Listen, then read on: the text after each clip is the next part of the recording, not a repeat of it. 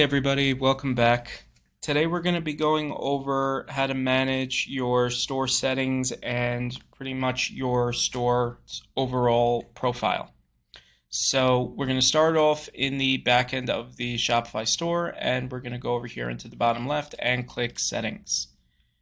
So there are a lot of different settings that make up your Shopify store, and we're going to go over each one by one in separate videos. For today, we're going to be just going over the store details and the different sections that make up your store profile. So starting from the top down, we start with the top end profile.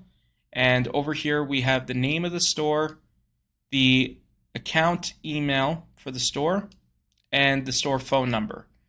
So every Shopify store, in order to ship, requires a phone number. So you're going to need to have a customer support phone number, whether it's your own number or a customer available phone number. You can add that here, but just because it's here doesn't mean it has to be publicized on the store. But there does need to be a phone number tied to the account.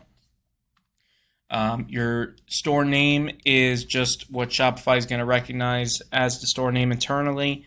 And your store email is going to be the email address that Shopify is going to use to reach out to you about your store. Now, continuing down, you have your billing information, which is pretty self-explanatory. You add your legal business name and your physical address over here along the bottom. And over here, you can control your store currency.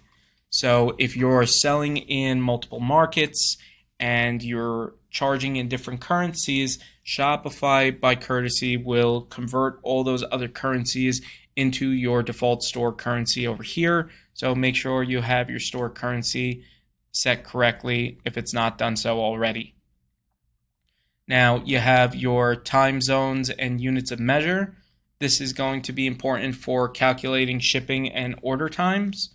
So usually this is set by default. When you're setting up your store, you can set your time zone, but it will set the unit system as the imperial system, which if you're a store based out of North America, this is essentially what you typically be using, and your default weight unit as the pound. If you're selling smaller items and lightweight items, you can set this to ounces. And finally, you have the order ID format.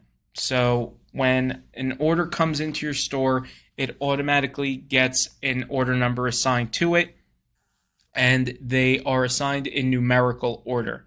So the base number starts at 1001 and will keep getting incremented by one as new orders come in. Now, Shopify allows you to add a prefix and a suffix to the order number that will get added to every order. By default, it's just this little hash icon.